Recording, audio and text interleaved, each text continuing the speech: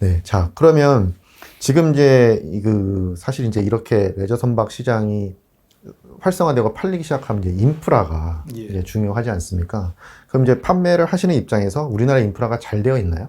어떻게 보시나요? 제가 맨 처음 왔을 때, 이제 처음 시작했을 때 마리나라고 말을 할 수 있는 마리나가 두 군데밖에 없었어요. 이제 네. 막 시작하고 있는 전국항 마리나. 기존에 이제 부산의 수영만 마리나가 네. 자리를 잡고 있었죠. 수도권에서는 배를 탈 수 있는 곳이 없었어요. 실제적으로. 예를 들어서 뭐 전국항이 만들어지기 전에는 왕산에서 해수욕장에서 배를 내려주는 좀 말도 안 되는 그런 경우가 막 발생을 했었죠. 그렇다면 큰 배라든가 배를 위한 어떤 여러 가지 우리가 제공해 줄 수 있는 게 제공될 수 없었지 않습니까? 근데 마리나가 지금 현재 만들어지면서 그때부터 이제 폭발적으로 바다에 있어서 낚시배들이 이제 아니면 크루즈 보트들이 판매가 이루어졌다고 생각을 합니다. 네, 맞습니다.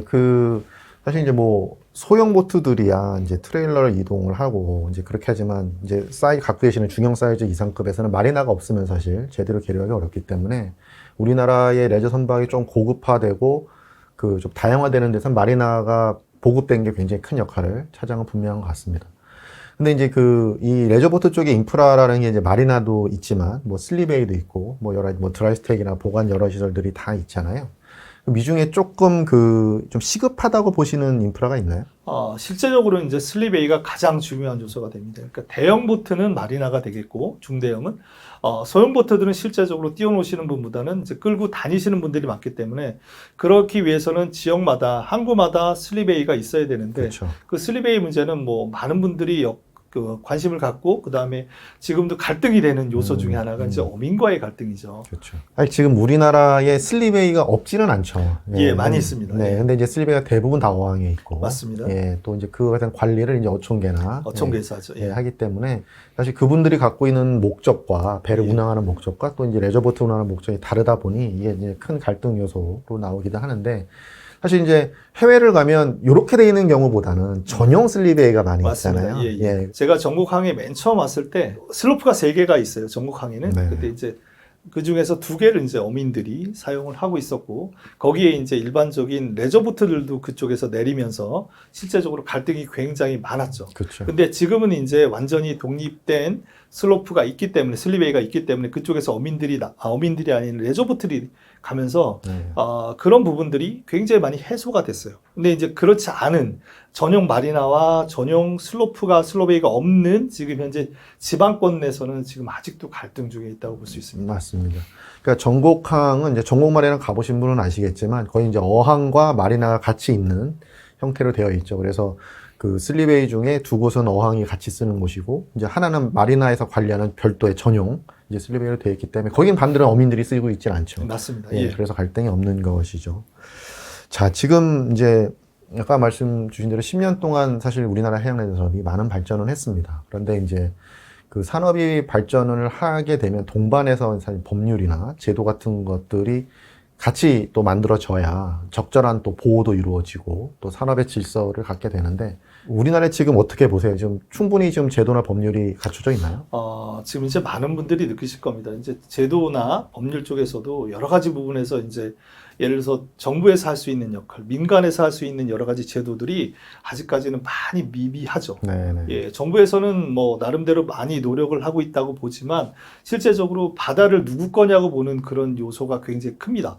그리고 그 슬로베이라든가 바다를 쓰는 사람들이 이제는 일반 레저배들이 나오기 시작하면서 거기서 주인이 누구 되느냐 이 부분이 굉장히 갈등인 요소인 것 같습니다. 네. 예. 맞습니다. 그러니까 지금에 있는 사실 법률 제도는 기존에 이제 바다의 주 사용자였던 이제 어민들이라던가 또 이제 그 관계된 분들을 중심으로 구성이 된 부분이 많죠. 예. 그런데 이제 레저보트를 사용하는 일반인들이 늘어나면서 그에 맞는 이제 법률이나 제도가 동반돼서 있어야 되는 거는 분명한 것 같습니다. 네. 자, 이제 요 다음 얘기는 좀 이제 사실 이렇게 레저 선박이 늘어나게 되면 이제 안전사고에 대한 얘기인데요.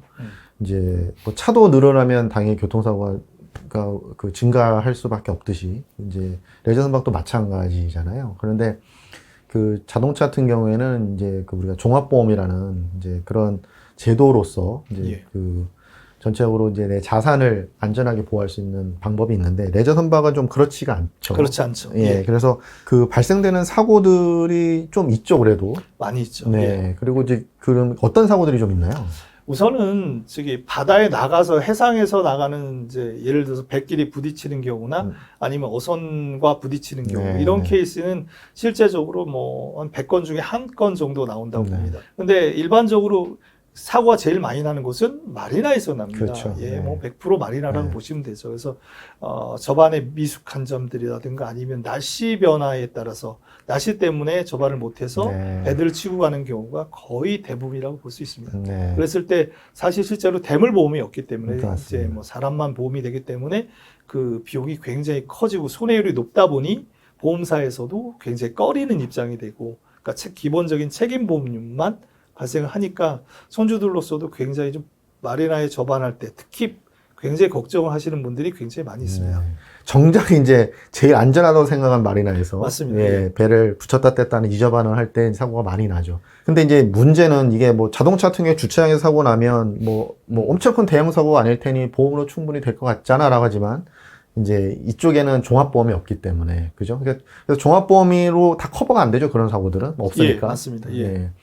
그러면 이 선주들은 이 종합보험을 사실 처음에 다 있는 줄 알잖아요. 맞습니다. 예. 예. 그래서 오히려 보험료가 싸네 막 이러다가 깜짝 놀랍니다. 예. 예. 그러다가 종합보험이 안 되라는 걸 알면 이제 사실 이제 그때부터 걱정이 좀 되고 맞습니다. 예. 사고 나면 이제 그걸 안 되는 걸 알았을 때 되게 이제 그 필요성을 오히려 그때 공감을 하겠죠. 종합보험에 예. 대해서. 종합보험을 필요하다는 얘기들은 많이 하나요? 많이 합니다. 아. 실제적으로 이제 처음에 지금 기본적으로 큰 배든 작은 배든 보통 이제 저희가 맨 처음에 나갔을 때 비용이 한 15만 원 정도 받게 되지 않아요. 그렇죠. 예. 깜짝 놀라죠. 왜냐하면 우리가 자동차 같은 경우는 초보가 돼가지고 했을 때 뭐 200만 원, 300만 원 되지 않습니까? 네. 근데 15만 원이니까 깜짝 놀라죠. 뭐 배값이 예를 들어서 뭐 20억, 30억도 같이 마찬가지입니다. 그러니까 와 이거 보험료가 없어 좋다고 하지만 실제적으로 마리나에서 접안할 때 이렇게 위험한 상황들이 발생을 하고 본인의 배가 깨지거나 본인이 배를 남의 배를 손상을 시켰을 때는 그 금전적인 피해가 굉장히 큽니다. 그렇죠. 예, 그래서 제가 봤을 때는 반드시 이 보험이 있어야 되고 또 하나는 이제 대여업인데 실제적으로 레저배를 대여해 줄 수 없는 이유 중에 하나는 바로 이 보험 때문에 그렇거든요. 맞습니다. 이 보험 종합보험이 대물보험이 네. 한시라도 빨리 어느 정도 자리를 잡는다 그러면 아무래도 초보분들이 좀 안심하고 초보뿐이 아니라 마찬가지로 어느 익숙한 분들도 배가 깨졌을 때 엄청나게 많은 비용들이 발생하게 되기 때문에 반드시 필요하다고 생각합니다. 사실 이제 보험이 이제 금융상품이죠. 그런데 이제 금융상품은 보험도 있지만 사실 구매할 때에 이제 구매 단계에서 일어난 여러 가지 할부나 캐피탈 리스나 같은 식의 캐피탈 상품이 있습니다. 사실 우리나라는 그 캐피탈 상품이 잘 돼 있나요? 어마어마하게 지금 현재 안 돼 있습니다. 많이 안 돼 있고 지금 이제 이번 주만 해도 상담하신 분이 몇 분 계셨는데 그 캐피탈 때문에 다 캔슬이 됐어요. 네. 기존에 있는 캐피탈도 지금 현재 문제가 생겨서 지금 캐피탈을 중지하고 앞으로 또 중지될 예정입니다. 그렇다면은 향후에 9월 달 되면은 지금 잘못하면 캐피탈 자체가 방해될 수가 있어요. 아예 전무하게 없어질 가능성도 있습니다, 지금. 그랬을 때는 법인이라든가 특히 이제 개인들이 예를 들어서 1억짜리 배를 산다고 치면 그 중에서 1억을 다 현금으로 만들 수 있는, 현금을 낼 수 있는 사람들이 이렇게 많이 없거든요. 그렇죠. 보통 이제 한 70% 정도는 뭐 36개월에서 60개월까지 활보 금융을 이용해서 배를 구매하셔야 되고 저희 입장에서도 팔아야 되는데 그게 안 되면 저희도 상당히 지금 현재 타격을 받고 있습니다. 네. 그러니까 해양 레저 시장 활성화, 특히는 보트나 요트 같은 이제 약간 고관여 제품들은 적절한 금융 상품들이 받쳐줘야 시장의 활성화에 도움이 된다는 건 좀 명확한 것 같고 그런 부분들을 개발하고 유지하는 측면이 굉장히 좀 중요한 과제 중에 하나다라고 그런 생각은 분명히 듭니다. 자, 이제 마지막 질문인데요. 과거에 이제 10년, 20년을 오셨습니다. 해양레저 산업, 한국의 해양레저 산업과 함께 하셨는데 앞으로 10년 뒤에 우리나라 해양레저 산업의 전망은 어떻게 보세요?